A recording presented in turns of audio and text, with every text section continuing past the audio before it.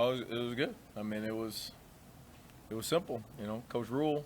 I mean, everybody forgets Coach Rule has earned the right and opportunity to do it that way.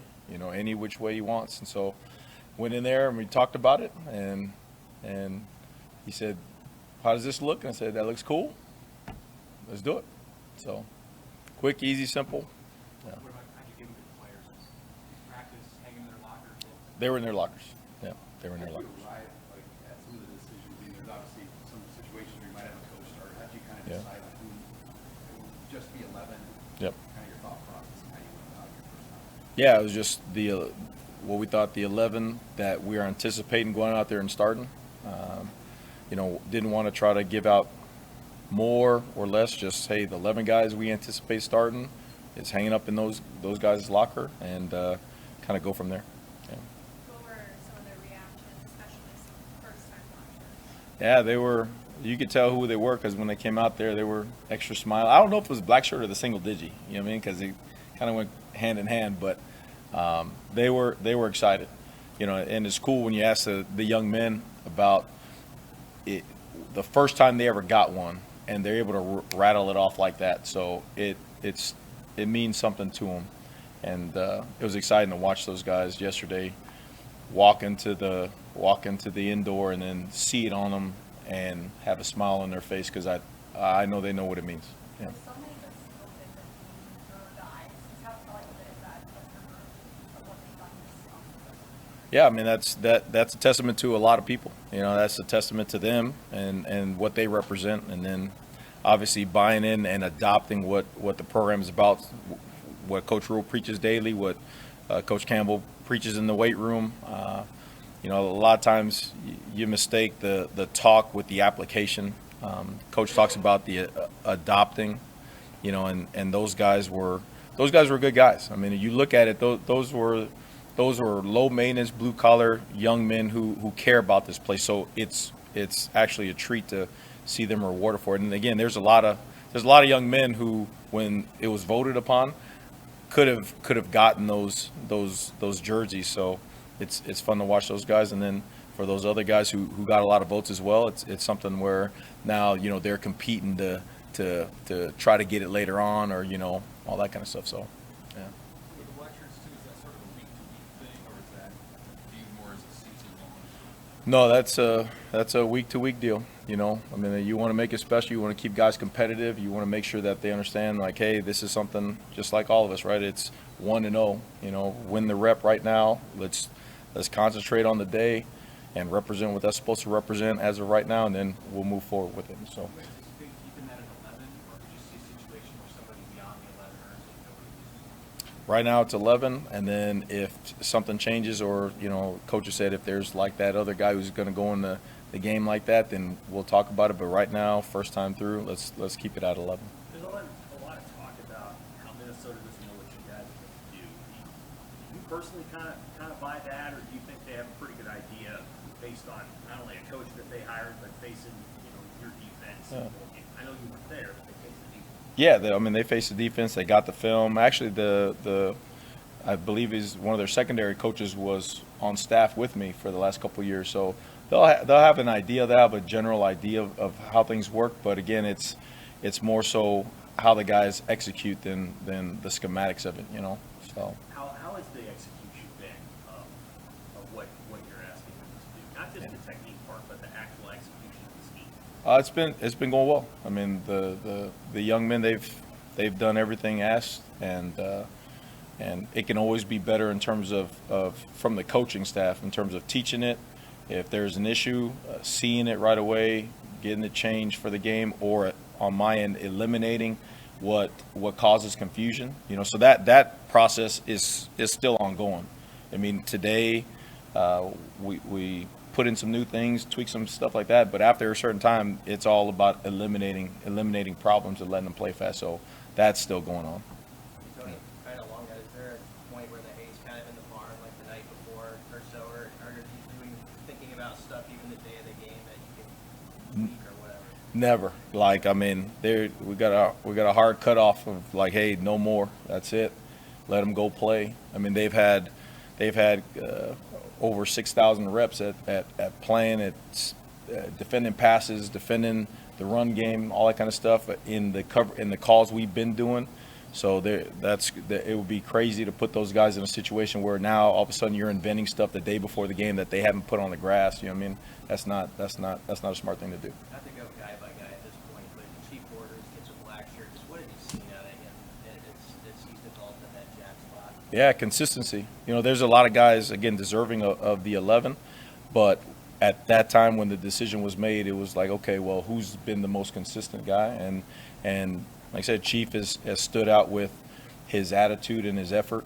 And again, that's the cool part, is when you get to reward the effort part. You know, talent, you kind of put that to the side because all these guys are talented. But when you get to highlight the effort and things like that, the attitude, I think that's a big deal around here. So it was cool that he was able to go back and do that. And when we looked at the practices, who's playing physically the most consistent, who's running to the ball, who's all OU, all that kind of stuff. I'm not saying anybody else is, but he just had that one little thing where you could see it on film. So it was like, all right, let's go, let's roll with it. Tell me, at the other two linebacker spots, what's your depth situation, and how do you feel about the way that you can rotate guys? Are they interchangeable spots, or do you have, a group of players that play one side and a group of players that play the other? Coach Dvorak has done a really good job of managing, moving guys around. You know, he's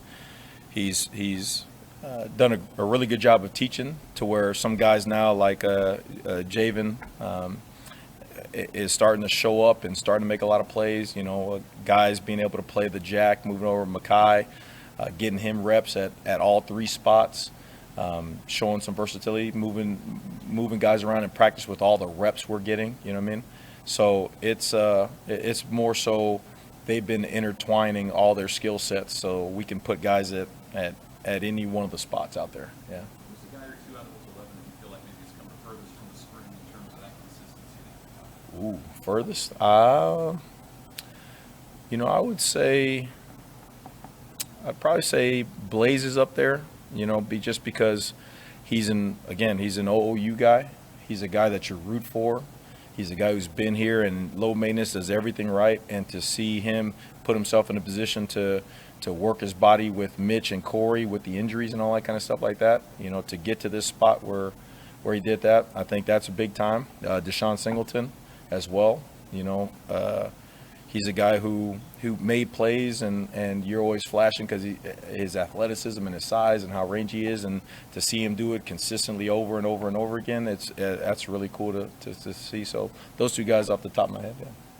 How much does special teams value impact your road trip decisions on who gets to go? Yeah, I mean, special teams, those guys, I mean, I joke around, but those guys are in defensive jerseys. On the Coach Foley, the last scrimmage we had, made sure that the kicking nets were on the defensive side of the field because that's their defense. You know what I mean? So that's a huge emphasis on our side of the ball. So it's funny because Coach was talking about the last couple of spots on the trial roster and talking about the importance of who else is on those special teams, who else can run down there if you have an injury or something like that, and literally just made the decision a couple of moments ago. So it's a huge deal. Yeah. Playing up for the team psyche right now, knowing the game is 3 days away. How are you guys managing anxiety, nerves, whatever else like that? Yeah, I think they're anxious about this practice because we got some new stuff in, and we got this is the first Wednesday in-season practice before the game for us, right? So seeing the mistakes from yesterday's practice, I think they're anxious about today right now, and Coach, starting at the top, Coach Rule and all the coaches being able to keep that mindset of, hey, it's win this rep right now. Let's concentrate on this moment because the game, it'll be there. We're going to get on the plane and we're going to show up and we're going to kick off at that time. But right now, the game means nothing if we don't handle today right. So. How has your August been? Has it been like a steady climb? Was it fits and starts? What's it like? What's it been like for the defense? I think it's been consistent. I think it's been the biggest thing that I can say right with that is how we do things more so than what we're doing. And the consistent growth of dominant contact and Husker speed and making sure that part is correct. Because, again, X's and O's wise, the offense always wins on the board, right? So somebody's going to have to defeat a block. Somebody's going to have to run to the ball. Somebody's going to have uncommon effort in order to make a play or save us, right? So I think that is the most important thing that you see consistently and consistently growing, not only with the black shirt guys, but guys who are on that second team, on the third team, Dwight Boodles, you're seeing him show up like that. The younger guys buying in, Sua. You see a lot of the trade team guys exercising that when they go against the offense or they go against the defense, you're seeing them use those same things. So I think that's been the most important thing right there. Yeah. What comes out of the offense? Consistency. I mean, they know who they are, and that's how they play. And I think that's a really big compliment when a team knows who they are and they know how they win. I mean, they rush for over 200 yards a game, throw for almost 200 yards a game. I mean, they play great defense. They play great special teams. They know who they are. And so when you watch them, they're going to do what they do. And so that's why it makes today important. The game will take care of itself, but that's what makes today important, because we get a chance one more time, for the last time, physicality-wise, to prepare. Yeah. In terms of their offense, they've had plenty of turnover, and a lot of guys that have been contributors worked with them last year. Are there any challenges getting ready for guys who you haven't seen them in their system, haven't seen them in their system?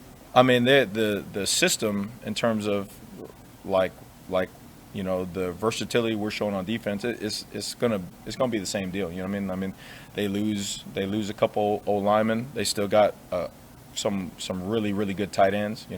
They lose a really good back, and here they go. They get a transfer and a freshman who's really dynamic. The receivers coming in. I mean, so that's what football is. The guys leave, and now it open up an opportunity for guys to come in and either fill the shoes or make bigger shoes, right? So they'll be ready, but again, that's what we're preparing for. We're ready to go today. Yeah. Thank you. Appreciate you.